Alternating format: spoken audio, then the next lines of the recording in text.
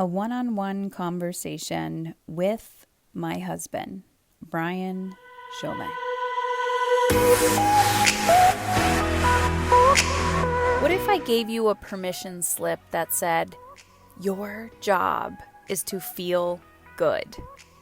And what if I told you that the better you feel, the bigger impact you can make in the world? And in fact, that is the magical parenting strategy that we've all been searching for.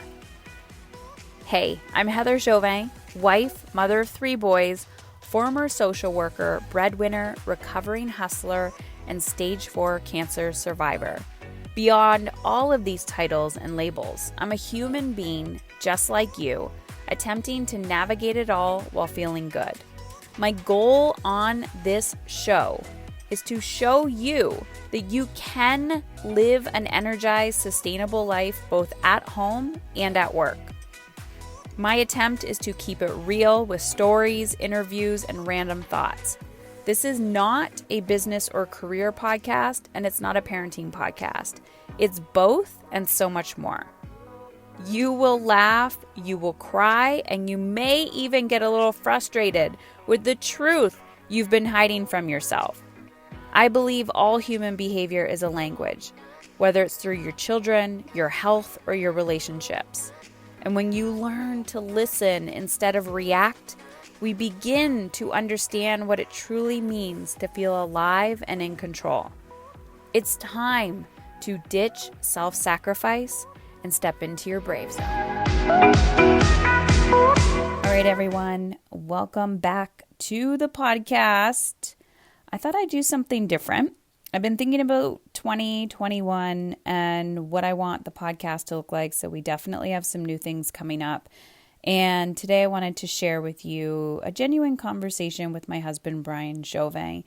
And this conversation, we just reflect on 2020 and getting through the pandemic together and raising the 3 boys this last year, and the things that have worked, the things that haven't worked, what has been challenging. But more than that, I've had Brian on a few times, and, we talk about different levels and stages of our lives. And we talk a lot about behind the scenes, actually, about my personal development journey. All the women that I work with have partners, most of them, not everybody has partners. One of the number one questions I receive is, how do I get my partner on board, whether it's with conscious parenting or, personal development or wanting to think bigger. And sometimes our partners are stuck in the victim mentality and they don't want to change, or there's a lot of restriction.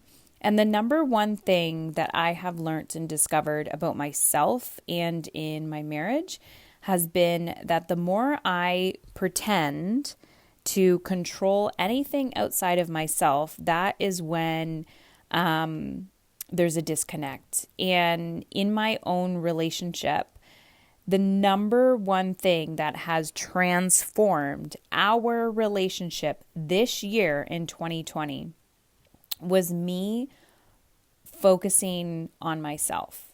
And what I mean by that is I am an ambitious person. I'm the dreamer. I'm the visionary. I wasn't always this way, but when I started, over a decade ago saying what else is possible? And I think in possibility and I stay curious. And even if I'm scared or I feel guilty for something, I try to look past it. I try to look at possibility. And my husband wasn't always this way. He thought very traditionally in all aspects of life, and he's definitely changed a lot. And he's living proof, and our relationship is living proof that when you personally do the work, people come around. But the thing is, the tricky part, the challenge here is we can't be manipulative. And this year was the year I surrendered, the year I decided to step into who I wanted to be more. And because I did that, he started to notice bigger shifts in me. And we talk about that a little bit today, and how by me not trying to control him, And by me just being me and me staying in my own lane and saying, who do I want to be? How do I want to feel? What do I want my life to look like? What do I want my plate of food to look like? How do I want to move my body? And not trying to control him. Everything has changed. So my emotions, regulating myself, that's my responsibility. Finding my own happy, that's my responsibility. Managing my guilt, that's my responsibility. And my partner is an extension. He's a partner, right? He's not me. He is not my emotion. He's not responsible for my anger. He's not responsible for my anxiety. And so when we learn to feel emotionally independent, these people add the icing on the cake to our lives. They don't learn to, have this codependency on our emotional regulation. And 2020 is a perfect example of how we get so mixed up in other people's shit, especially when we're spending so much quality time with them. So I am really interested to hear what you think of this conversation. It was a general conversation. I'm happy to have him back on again to talk more specifically about areas of life. So if there's specific things that you want to know about our relationship, whether I let them, whether I tell you or not, but if you want to know, text me 313-710-5199. 313-710-5199. You can also send me a message on Instagram. So just find me at Heather Chauvin _ and I would love if you take a screenshot of this episode and tag me on Instagram as well. And that's it. We also have I'm doing the Get Out of Your Own Way mini course. Again, I'm going to do it live. This time, I have some good things coming up. So head on over to heatherchauvin.com/workshop. So even if you signed up previously, we're going to be relaunching it on January 4th, and you are going to get the videos again. There's a accompanying workbook. So I'm talking about managing guilt, creating anything that you want, really stepping into time freedom, and the woman, mother, wife, whoever you are that you want to be, finding more peace and happiness and patience. And I'm just really, really excited for 2021. So head on over to heatherchauvin.com/workshop and let's dive in.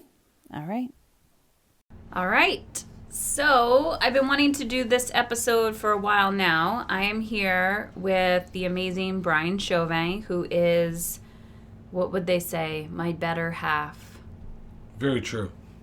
My better half. I wanted to have a conversation with you, Brian, just as like a year in review. Obviously, we went through COVID together, pandemic together. We are still together, and the children are still here. We're both still living, and we both still have all of our fingers. They're not broken. Why would you have broken fingers? Strange punishment. You never know. That's creepy. I watch a lot of movies. That's weird. Yeah. And sorry. random. And you've been on the show or what is this podcast? You've been on the podcast a few times. And our lives have definitely changed this year, but we spend a lot of time together. We spend more time together than the average family. Yeah, I definitely agree with that. 100%. So 2020 wasn't that much different for us in physical form.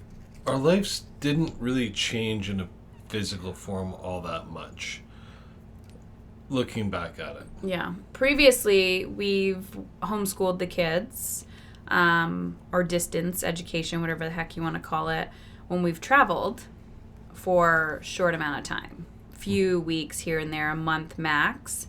But this is the first time that pretty much you, have done a lot of the educational component of homeschooling the two younger ones through this pandemic. Yeah, it's just having the kids at home has been different because I feel less pressure from the schools. I feel like it's just been kind of better. Yeah. Having them around. I don't think a lot of parents would say that. I was going to say, don't tell the kids I said that, but... Yeah. I don't think a lot of parents can say that it's better having their kids around. And there's a lot of marital stress, relationship stress that happens through this time, but also with the kids and their behavior. But you and I have been at this for a while in the sense of learning to parent differently. Yeah, no, and I think also that they're at ages that they don't need 100% supervision always. Mm-hmm. So that made it a little bit easier this go around as well.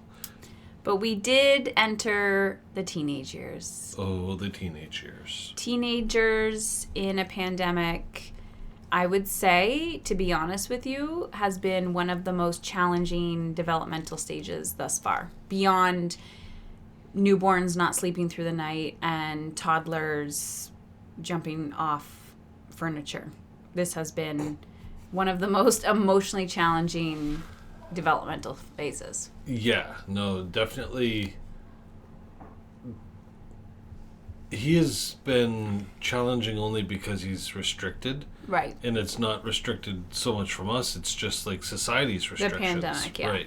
Which is challenging. You have to realize that it's your frustration is like a projection of their inner world, right? So everyone has experienced something different this time. Yeah, and a lot of it too is comparative. Well, my friends can do this, why can't I? Mm-hmm. Yes. Yeah, having Wi-Fi restrictions. Yeah, and just having boundaries has been a big challenge because we're a little bit more stringent and able to hold the boundaries than most households, I think. Yeah. So I get a lot of questions, and I ask you this almost every time you and I have a conversation. I've been at my business for almost a decade now, 10 years. Can you believe that?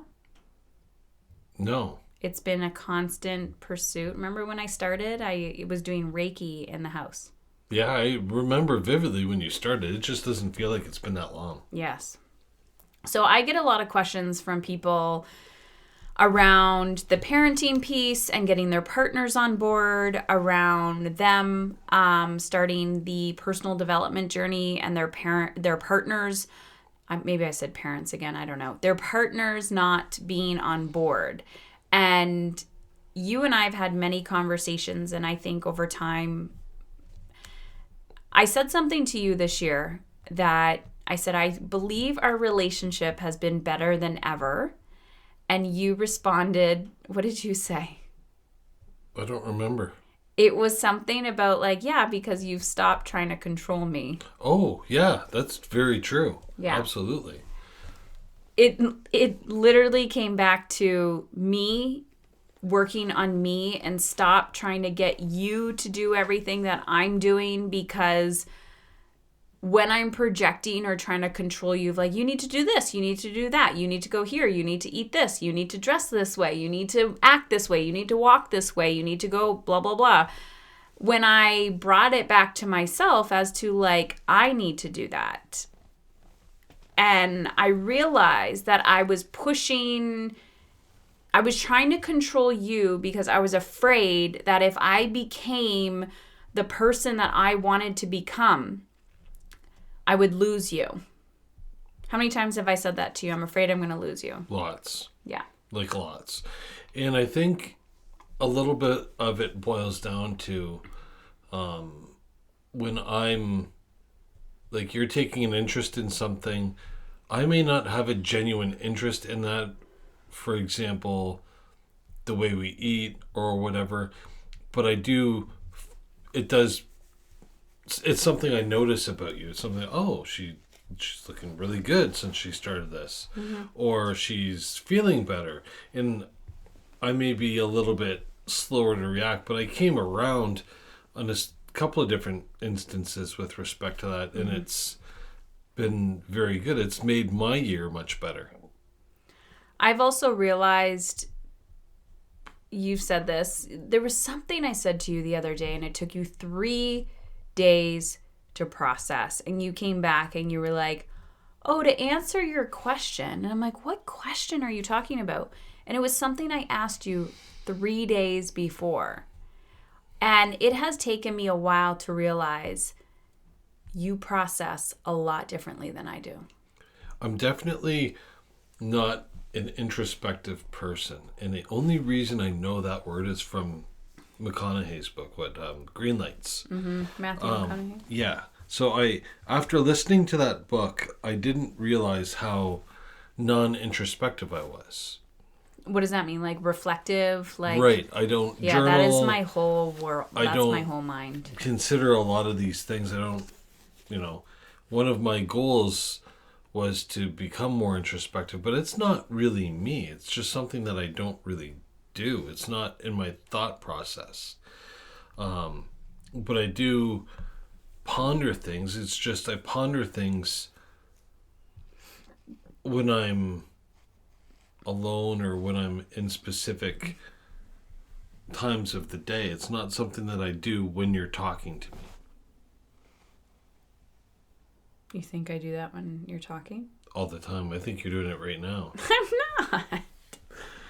Okay. How did we get through 2020? So in 2020, at the beginning, we were in Arizona. We lost our dog. Did you know that? We lost Oliver in 2020. Yeah. The very start of the year. Yeah. I was like, you probably don't even remember him. I remember the day that we got the call. Oh my God. I'm going to start crying. We left the warmness of beautiful Arizona. I'm going to start crying. And then we came home and our house flooded the next day. Yeah, the very next day. Yeah. It literally flooded. Yeah, for the second or third time in our basement. Yep, significant flood. Which is interesting, and that should have given us a taste of what was yet to come. Totally. And then I don't know, and then I had half. my big event, Alive. Yeah. And at that time, people were starting to talk about it like it was coming. And then I think 2 or 3 weeks later, we were on lockdown. Before lockdown, we had booked our honeymoon were supposed to vacation. We were supposed to go to Hawaii. The reason why you say honeymoon vacation is because we've never really had a formal honeymoon. Right, and this was one of the destinations that we both wanted to go. Yeah. And we said, we did not go to Hawaii. We're going to do this. No, we did not go. We canceled the trip. How many years? We were married 10 years this year? 11. Yeah, okay, 11 years. What else happened this year? I lost 20 pounds. How much did you lose? Just under 20. Okay. Not at 20 yet. Yeah, but you lost 20. But you lost 20 pounds way quicker than I did. I feel like more sustainably. Yeah. We really dug into food. At the beginning, I've talked about this on the podcast around my investment in the food and fitness aspect and how it scared the shit out of me. And I was still scared and still do have moments of like, I'm buying into diet culture. But when I was looking at every bucket of our lives and my life, it was my body that I wasn't satisfied with. And a byproduct of that is, of course, releasing weight and losing weight. But can you just reflect on my energy difference? Because I feel completely different energetically. What do you notice about me? Oh, let's make it all about you. No, I'm just kidding. Well, we'll make it about you. But I think that your energy has shifted so much. Jeez. Your energy has shifted. Like, you're not tired. You're... On days when you eat 100% on point, it's like you're the Energizer Bunny. It's unbelievable. But not only that, but your focus. Because I'm actually eating. But your focus is, like, I feel like you're checking stuff off of your to-do list at multiples of 10. It's unbelievable. Yeah. I went the other route and went a different way. And I feel like the way that I went was opposite of you. However, I'm learning complementary things to what you learned. And because of that, I'm at a better place than I was. And What do you mean you went the opposite? so we invested in a different program for myself, Right. with a completely different coach, Right. and it's a different mentality. However, learning similar principles, Yeah. and that shift has really helped my perspective, with the relationship to food, not being so afraid of it. Yeah. I think I did not. So I see food as fuel. And the one thing that I've learned, especially we're recording this during the holiday time, just because it's the holidays does not mean you throw everything out the window. Like this start, stop, all or nothing mentality, right? I see it. So I don't teach food, I don't teach fitness, but I teach energy, mental energy, emotional energy. I teach, what do you want and working towards that. And working on an area of my life that is not my strength and not the area of my mastery has brought me back to those first days when I was starting my business, right? Like meditation and mindfulness and really stepping into who do you want to be? How do you want to feel? Like even post chemo, those days where I had to like be consistent and diligent because I'm not confident. I feel very vulnerable with food still, right? Like obviously we're in the middle of a pandemic where we live is all locked down. So we're not seeing a lot of people. So I have more control over what goes in my mouth. We're not going to all these parties where you're grabbing stuff and doing all of that. And I know there will come a time and a place where I feel more confident around food. But what I've noticed is it takes that consistent daily commitment, like recommitment to this process and to feeling good. Like that is my goal, is how good can I feel? And food is fuel to me. But it's also, to complement what you just said, it's also taught us a lot more about strategically planning what you're eating and planning ahead. You teach in your systems a whole bunch about planning and whatnot, but energetic time management. Well, yeah. Anyway, you've done a lot with respect to this is my meal for lunch, this is my meal for breakfast, having a little bit more flexibility for dinner in case we go out or in case whatever. But this has really taught you and me both how to do that. Mm-hmm. And especially in the holiday time, we haven't cut out any food. It's just a matter of... You have to have boundaries. It's showed us how we can strategize and plan for it. And that's the biggest game changer for me. Yeah. So let's talk about resistance.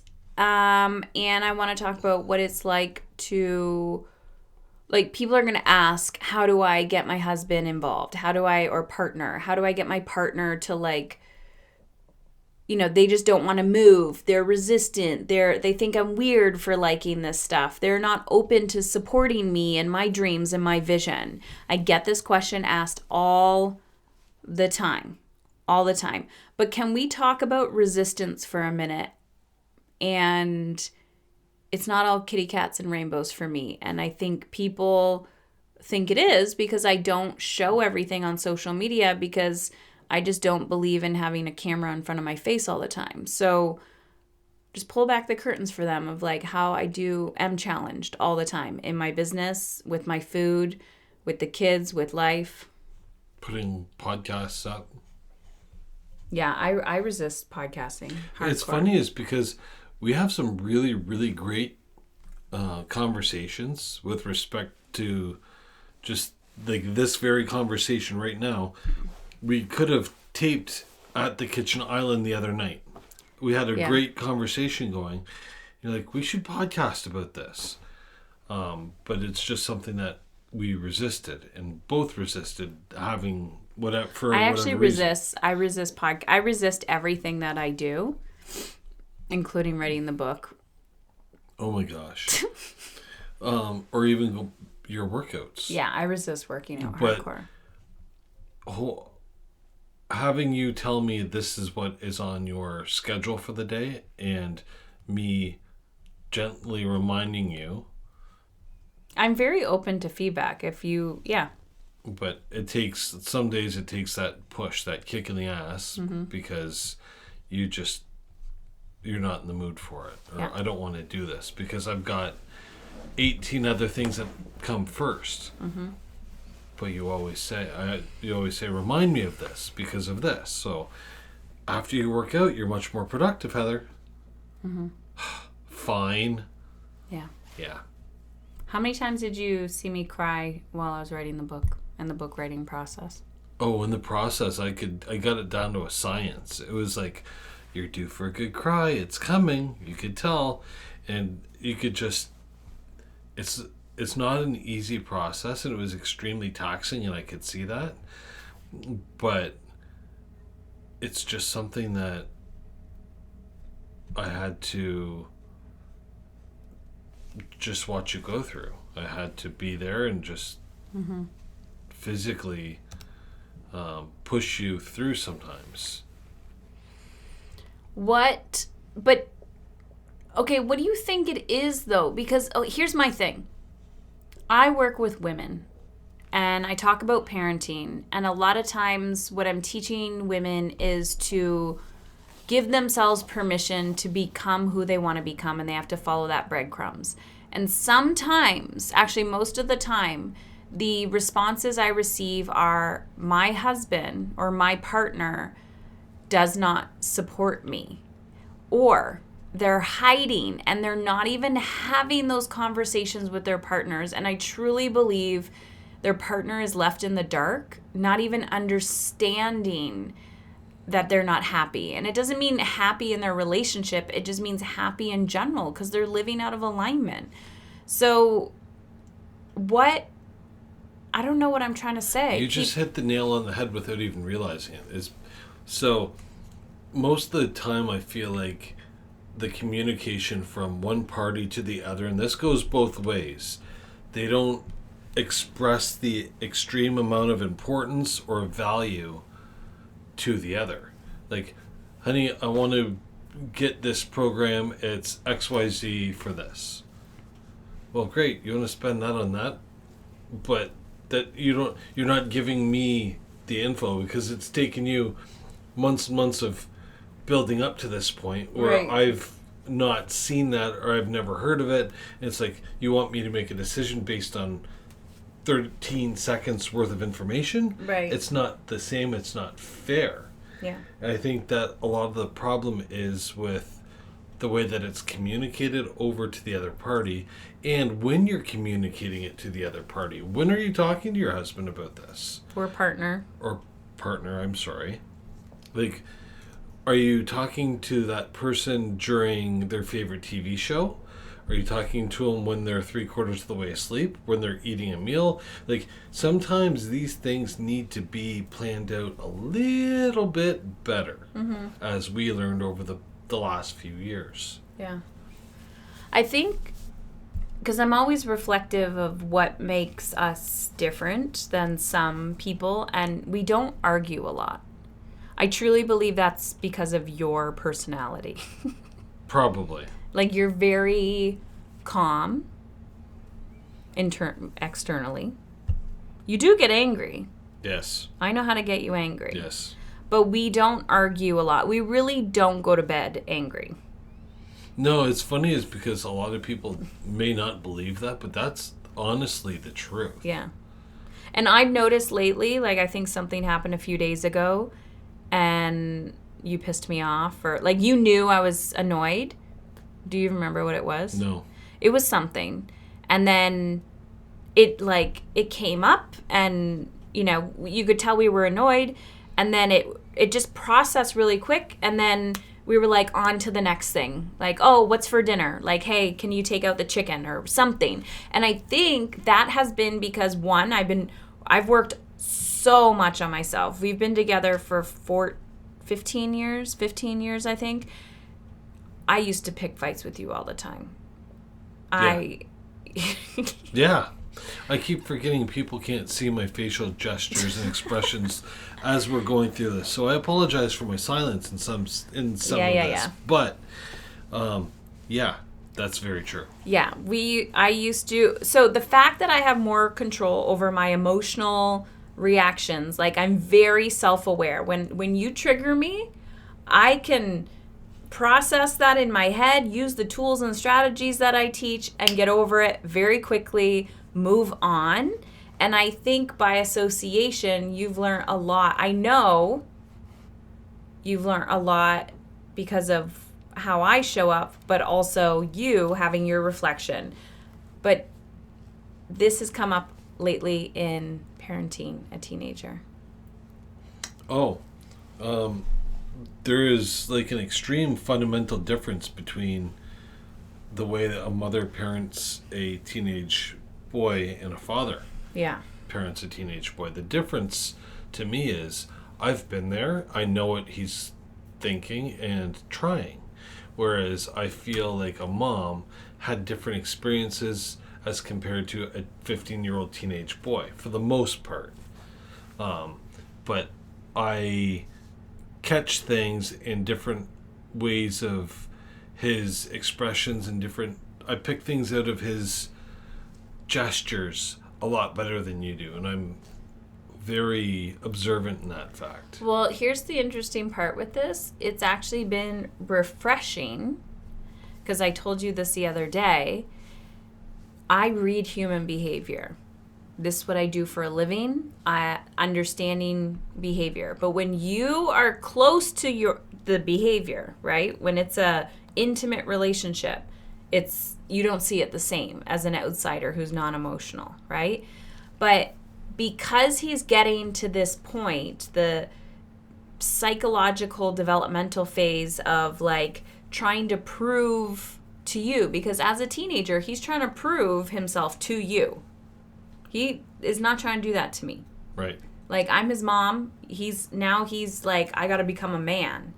And it's been interesting to watch you step up to the plate where I'm like, you got this, and I can back off a little bit. I've told you this. Like, with these behaviors that we have to nip very quickly.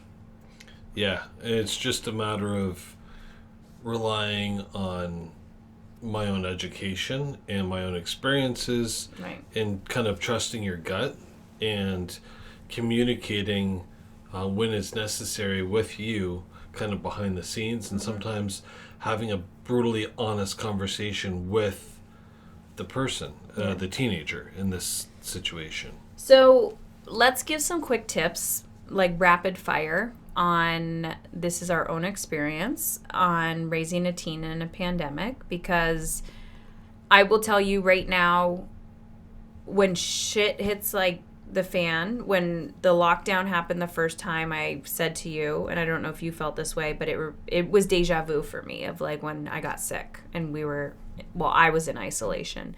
You weren't really in isolation. I definitely wasn't when you were sick. Right. You were working and stuff like that and like out and about with Yeah. family. But yeah, because my counts were low, so I didn't really go anywhere. But watching, like, when shit hits the fan, I tend to run towards it. Like, I'm like, bring it. Like, you have moments of like hiding, right? I did that. I was eating a bag of chips a night. That's how my weight increased rapidly. For the first 3 months, it was not good. I was like, fuck this shit. And I just went in a rabbit hole. Was still working, still doing the whole thing. But I'm like, there's areas of my life where I am just not showing up to the plate. And I definitely let the cultural conversation of like, it's okay, it's okay. And I'm like, this is not okay. This is not going anywhere. Everyone's going down this rabbit hole. Like, show up, right? So then when I kind of stopped that and 6 months ago took back control of how I wanted to feel, and I stepped up to the plate. But what I've noticed is during this time with the kids and behaviors, like, you can't let this shit go. Like, you cannot. Like, boundaries have been key. Yeah. Boundaries. Absolutely. Boundaries in this instance have been a saving grace in being steadfast and being able to hold them. Yeah. What does it mean to hold a boundary. People do not understand that. Okay. Example. It's 8:00. All the cell phones, all of the games go away, and you're reading before bed. You're winding down. Okay. No ifs, ands, or buts. Yeah. Non-negotiable. That's it. It's circle. It's square. Right. Black and white. Yeah, absolutely. That is what it is. And at the beginning, when you implement that rule, there's whining. There's like, let's push, test. Yep. And if you're tired as a parent, you're just going to be like, screw it and let them do it. But if you're like, no, it's 8, let's go. You're repeating yourself for probably a week or so. Mm-hmm. And then there's this period of like consistency. You're like, wow, this is easy, right? Momentum has happened. And then they try to test it again. Yep. So when you're raising a teenager in an unconventional family who has boundaries and demands respectful communication, we don't really punish or discipline our teenager. No. He's never grounded because he's not a bad kid. Actually, I don't believe in bad children. I believe in... Anyways, that's another conversation. I had a conversation with him a little while ago, and it basically circled around the fact that I demand honesty. Mm-hmm. I demand respect. This is one of my absolute demands from him. It's non-negotiable. Mm-hmm. In the same respect, I will hit him 100% with honesty. I'm not going to beat around the bush. I thought you were going to say you hit him. I will do the same, give him that same respect. Right. But that's what I demand. It's a non-negotiable for me. I don't want you to lie to me because that's the number one for me. That's holding a boundary. Right. But he knows we had this conversation, and I promised him that I would hit him with the truth always. He can expect that. Stop sitting. You're going to say you're going to hit him. It's like a truth bomb. Sorry. I promised him that I would tell him the truth absolutely verbatim, not hold anything back. Mm-hmm. And that he has that expectation from me. We have that relationship. He knows if something's upsetting me, he's going to get it 100%. Mm-hmm. And if there's something that's bothering me, something that's on my mind, something I'm curious about, he's going to get asked. And he's going to, as respectfully as I can. Mm-hmm. But yeah, that's one of the agreements that we had. We work in agreements, and I found making agreements in that way really helps solidify. That's such a manly thing. Well, I don't understand that. It's one thing that I learned that really resonated with me and stuck with me is agreements. Okay, if people are asking, because they ask me all the time, like, where can they go to learn about agreements? Off the top of my head, I've heard about it. I read about it in a couple of Jesse Itzler's books. How do you spell Itzler? I don't know. BuildYourLifeResume.com. Yeah. That's his website. He's Living with a Seal, Living with the Monks. Living with a Seal, Living with a Monk. His books, he is the husband to Sarah Blakely. Yeah. He's written... Who's the Spanx founder. Yeah, he's written about it. And a few other people that I know, but... I like Jesse. Working in agreements has definitely been a big thing in my life, right? Mm-hmm. Making agreements with myself. And do you make agreements with me that I don't know about? You're different. Why? Because you're not... I don't know. Anyway. How am I different? Because I'm a woman? I'm just kidding. I think that this is the way that I communicate with myself that has helped me make the best changes.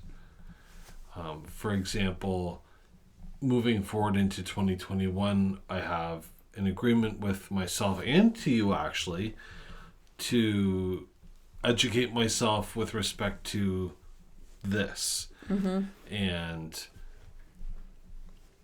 I find myself doing that, just not so much out of I need to do this, just absentmindedly. Oh, I'm going to do this because this is a deal I made with myself. I'm doing this. You are interesting. How come I don't know? See, this is what annoys me about you. It's all in your head. Let it out. Let it out. I need to learn more about these agreements. Okay. Brian, you weren't always this amazing. No, I've always been this person. You're just coming around to it. Okay. We need to have a conversation about, okay, so you have these agreements with Logan. You demand honesty. He can give it back to you. That's conscious parenting for men, you know. It's non-judgmental. You know, that's conscious parenting for men. Yeah. It is. Whatever you need to label it, it is just like, if you want your teenager to respect you, you have to give them the same respect. Mm-hmm. If you don't want them to lie to you, don't judge them when they tell you a hard fact. Right. Have them give them the truth and vice versa. But here's the thing. Your kids aren't here to really like you. Like, our kids don't always like the rules that we set in place, but my clients typically don't like it when I call them out on their bullshit, right? So it's like, people who love you deeply and respect you and care about you aren't always going to tell you the things that you want to hear that are likable. That's true. Like the people pleasers. Like, I am not a people pleaser. I don't necessarily want my children to like me 100% of the time, but I'm going to hold them and also hold the space that they need so that they can become their best selves. Yeah. Example, Wi-Fi boundaries. Yeah. No, that's accurate, 100%. Yeah. And the demand of respect doesn't just go beyond, like, us, it's everybody. True. If an adult is in the room, example, somebody stops by, gives a Christmas gift or something, I demand you to be present with that person and not sitting there on your phone or hiding in your room or something like that. It's a respect. And do they like it? Not all the time, but it's like, if that becomes your norm and that's a non-negotiable, then that is the standard you're setting for your children around other adults. We've also communicated these expectations with the children. Not verbally all the time. It's just more of like behavior and... No, but over a period of time, they know right. what these expectations... This isn't right. a blind expectation. Right. Right? Because that's another thing that parents often do. Well, I expect this of a child, but I never tell them. Right. It's in your head, True. This expectation. And then you're triggered, and you don't know how to manage your triggers, so then you're yelling and screaming and whatever. Yes. Okay, let's talk about that. How many times have you heard me yell in the last 6 months? Like, seriously yell? Yeah. Only a couple. Yeah. And it was relative to things that deserve to be yelled at. Yeah. But I barely yell. And if I do, I know it's coming. And I typically say, everyone, I'm in my red zone. And you usually warn everybody. You're like... You warned me of that yesterday, actually. Yeah. Did I say I'm in my red zone? You did. And then I walked away and took the kids. No, I'm just kidding. No, you actually did tell me that yesterday. Do you remember telling me that? I legit said red zone. Yeah. Oh, I did. I was like, kitchen. I'm in my red zone. I'm probably going to lose it. Yeah. And you said thank you very much. I did. And you took that, and what'd you do? I walked away. And gave you space. Yeah. And I was fine. Yeah. Yeah. But again, that comes back to communication. The ability to recognize that, absolutely. Yeah. Rather than just blowing up and having me say, what the F? Yeah. Why are you yelling at me? I didn't do anything. Okay, so let's talk about being married to a visionary. A woman who has a vision, is going after it. How do you support that? Not all partners do. I share in a lot of the same passions as you do, just in different ways. But Ultimately, I just want to see you doing what lights you up, what makes you happy. That's what I want, is just that. Whatever that may be. I mean, it could be whatever. Selling trinkets on Etsy. Pinterest or, yeah. It's called Etsy. Whatever it's called. I don't know. I just want you doing what makes you happy. Do you think I'm weird? Yes, every day. Really? Yes. Like, what do you mean? What's your definition of weird? You're just not the stereotypical female of your age group. No, I'm not. Right, so you're weird. I like being weird. I didn't say it was a bad thing. No, I love it. But did you know that when you met me, that I was weird? That I was different? I honestly don't remember that far back. Oh my God, Brian. I didn't. 3 days later. I didn't think that much about it. To be honest? Like, at some point, there were times, like your parents legit, your dad told me, Heather, I thought you were strange. I met you 15 years ago. Yeah. 15 years ago, I was a completely different person. Yes. Right. So, I wasn't thinking much about you being weird. Okay. How, what were you thinking about? What were you thinking about? Cricket. Okay, we've had rough patches in our relationship. Yeah. How do you know when to hang on and when to let go? I'm a very stubborn person. And anything that I've committed to, I don't let go of easily. I do. I'm just kidding. Yeah. No. I don't if I put my word on something, I'm going to follow through. Okay, here's the question though. When you're afraid, like I have vision. I have a big vision, and I'm at this point, I don't know. I don't want to say nothing lasts forever because I do believe things last, but some relationships don't, and that's fine. That's totally fine.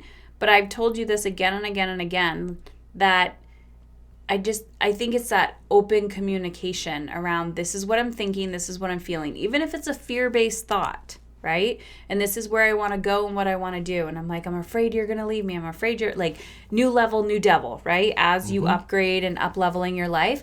And there are seasons where one person is growing and the other person is not. And they're just kind of stuck. And we have had so many of those seasons. We have got really good at having non-judgmental conversations. I think that's key. That, I think, was the biggest game changer in our relationship, was the ability just to spew out random weird thoughts that may scare or whatever, and not be judged for it. Yeah, maybe I'll crack a joke about something crazy that you say, but in all honesty, I'm hearing you say it, and if this is something that you legitimately want, then we can try to figure a way that it can happen, or something like it can happen. Also, I'll just give the ladies a quick tip on that. If I want something, I tell you way in advance because... Processing times. Yeah. Like, I've been planting seeds for a goat. A third dog. A third dog. A farm of sorts. A rabbit. And I've been... A fourth child. Talking about a sports car and a whole bunch of other things. Yeah. I'm not going to divulge. This is called long-term sales strategy. Long-term sales strategy. It's also, you know what? You can't pop something on somebody and expect them to have the same passion for it as you. Yeah. You just can't. But you can record audio and put it in their ear when they're sleeping at night. Is that what you do? Yes. Dang. Yeah. I have a video that I play on my phone next to your bed. You're getting sleepy and another dog. That's what I say. That's what I say. We're not getting another dog. No, we are not. I've said this publicly. I am. And we're recording this. Yeah, and you've said that before, and then we got Steve this year. Little We Steve. got Steve. Steve is the best. We've got 3 dogs without me knowing. Yeah. Yeah. Actually, every dog that we've had, besides The Greyhound. Yes. Besides Mark, Yep. you have Best not. dog ever. You have not approved of. True. Yes. Yeah. And would you say that they have positively impacted your life on multiple levels? Oh, this is tricking me, and I refuse to. You're I just plead the not. fifth. You're not a dog person. I am not. Yeah, I don't. I'm worried about people like that. I don't hate them. Dogs respect me. I'm not a dog person. Anyways. Okay. When somebody has wants, when a woman has wants, needs, desires, right? I believe, and you would agree, maybe, it's my responsibility to fulfill those, Yeah, not yours. true. And the other part of that is if it's not clearly communicated, you can't expect the other person to get on board. Right. If you can't have a conversation with your significant other, then whatever it is that you're looking at doesn't matter to you. Right.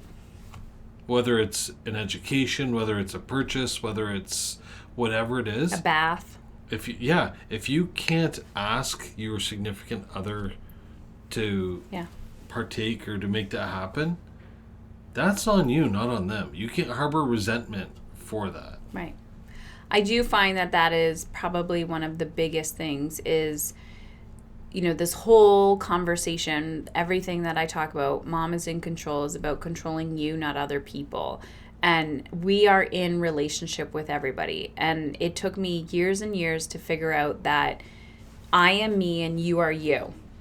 And in order for us to work together, I need to do what fulfills me. And if I say yes to something that fulfills me, I am also running the risk of losing you by choosing myself. I see what you're saying. We had moments like that. Yes. So what do you say to a woman who's in a relationship with a man who has, or a woman who has really high expectations of her, and she's like, I'm drowning and cannot live like this? To thine own self be true. What does that mean? You've got to take care of you first. You've got to do that thing. You've got to move forward. You just have to start somewhere. Yeah, baby steps. Whatever that step is.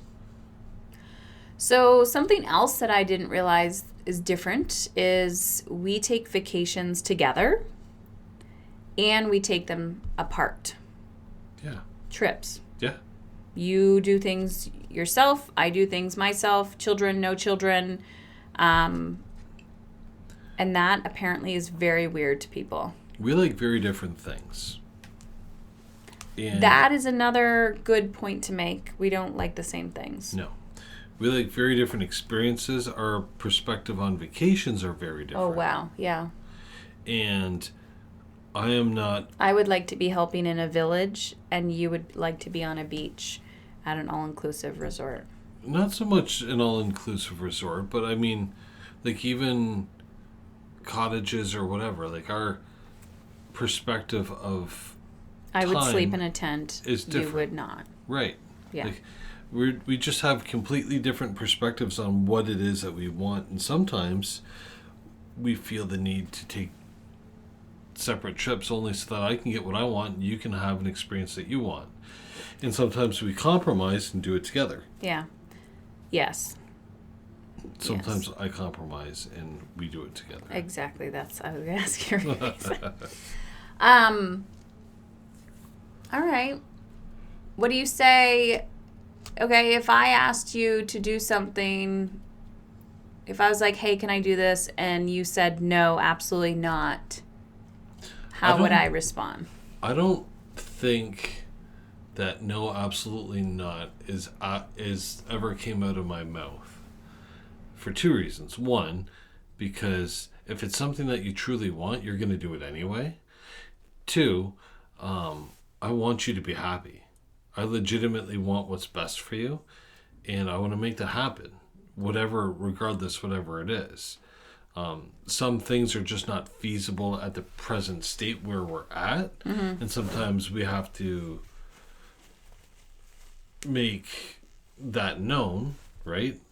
But like I can't buy England for you. I don't have whatever. Right. Like I can't buy you a country, but maybe I can buy you a picture of it.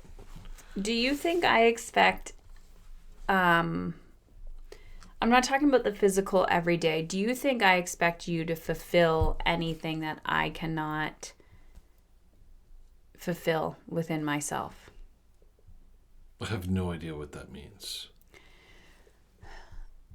I don't think it's your responsibility for me to feel loved, to feel connected, to feel like this holiday season, I have no expectations of you. I would agree with that.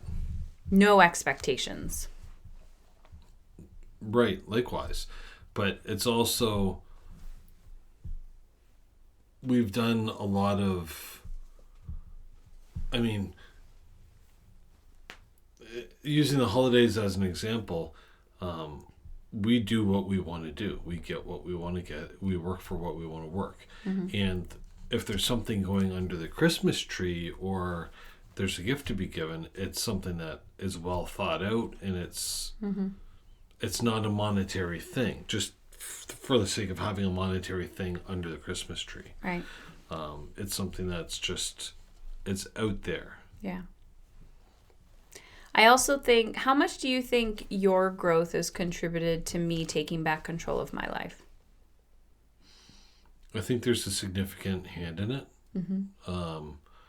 But I was following your steps after the fact. Like, I seen changes in you and was forced at hands in the beginning to make changes because Forced I was at hand means? You gave me an ultimatum. And some women say, what do I do? He won't move. He won't budge. He won't do this. He won't do that. And I'm like, what do you want? You don't have to make somebody else do something else. But I did come to a moment of, I would be okay without you. Yeah. And then it came to, what don't I want? I don't want someone else raising my kids. I don't want someone else with my wife. Did you know I would be single forever, living my best life. Anyway. I'm hot shit. I would have been Tinder's number one. I think that it just comes down to that, but I kind of followed your path. And you can't push someone to do that. You can suggest it and you can make ultimatums or whatever, but they're going to do what they're going to do, and it may be slow and painful like it was, and you said that, oh my God, you're so slow, it's painful. But that's because... I feel like I've said that recently too. Probably. But I do things much different than you do, and I process things differently, and there are courses that I took 4 or 5 years ago that I'm just getting stuff out of now. Yeah. I've also realized that, like, I would do a lot of, you keep me grounded, or you make me stop and think before acting, because you have said I shoot, aim, and then fire, which has been wildly supportive on this journey thus far. But I do think we balance each other out very well, but it's also extremely challenging in any intimate relationship that you have. A child, a partner, money, time, energy, everything's relationships. And if you're not being challenged, where the heck is the growth coming from? It's ready, fire, aim, by the way. No, but I fire and then I aim. Ready, fire, aim. That's what it just said. Oh. Anyway, no, that's very true. And I think that, again, it's kind of yin and yang. It's kind of like the student and the teacher both are students. Right. Right? But it comes down to good communication is always a work in progress, and non-judgmental communication is the biggest thing.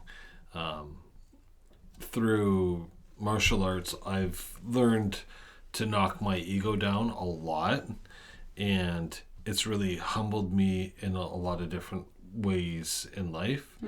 And it's helped me recently in a new educational feat that I've taken and realized that I don't know anything about this, and it's scary and it's very intimidating, but it's intriguing me because I realize how green I am at this. Yeah, be a student. And yeah, I'm a true student of this, and it's fantastic.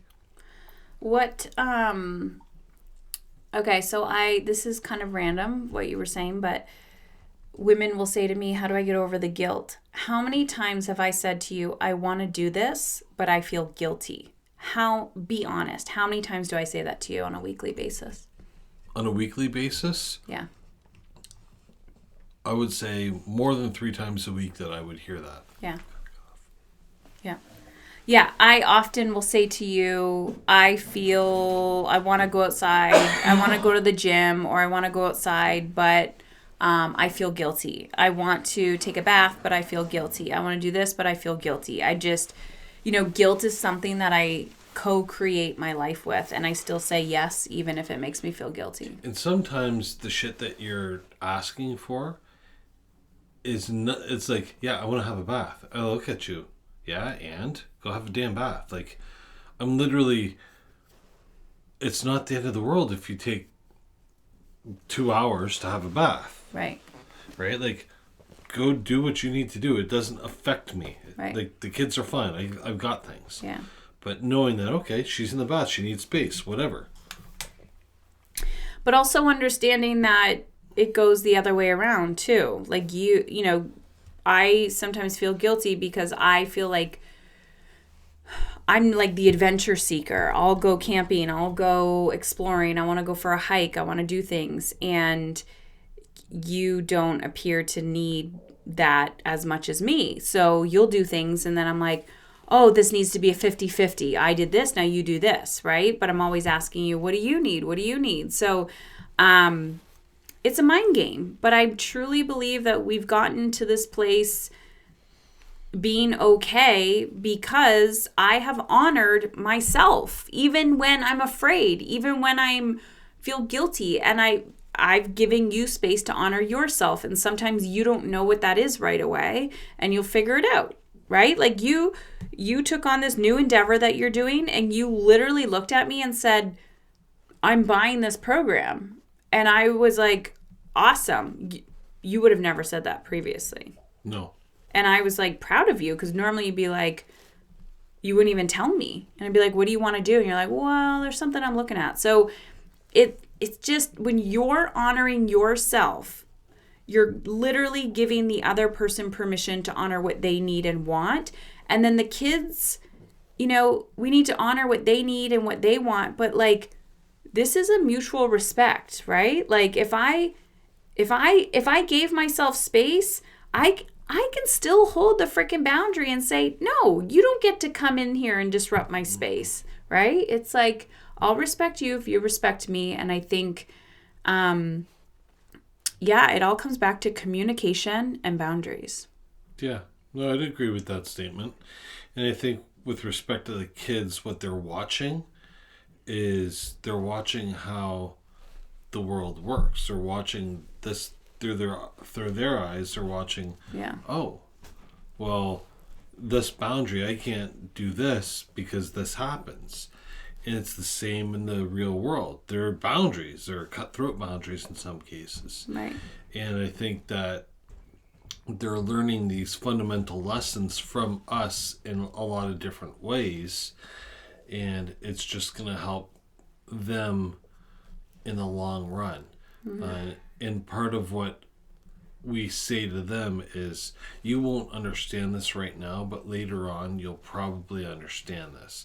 More so to the teenager, because of experiences that he's wanting to have. Right.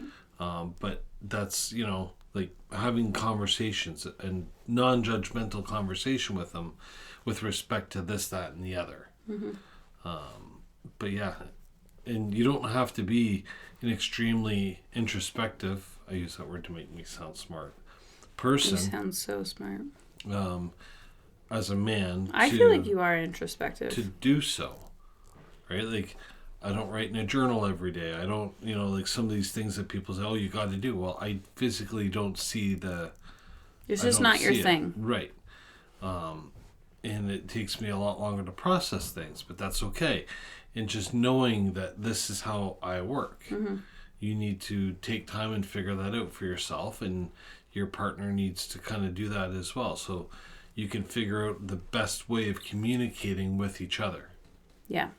And also, don't compare somebody else's chapter 20 to your chapter 1. And what that means is, we've been at this for a long time. Oh, if we did that, I'd be screwed if I compared myself to where you are. Yeah. Like, we're on completely different mountains. Like, you're 3/4 of the way up Everest, and I'm at the bunny hill at the ski slope up over here. Like, but also, people listening being like, oh, I want to... how did she get him to do this or this or this? And it's like, I didn't get you to do anything. I literally had to let go of who I wanted you to be and focus on the person I wanted to become. And by association, things changed. Totally. That's actually really accurate. Yeah. And, he broke the mold when he created me, so... You're shit out of luck, ladies. Oh, my God. All right. So that's a wrap.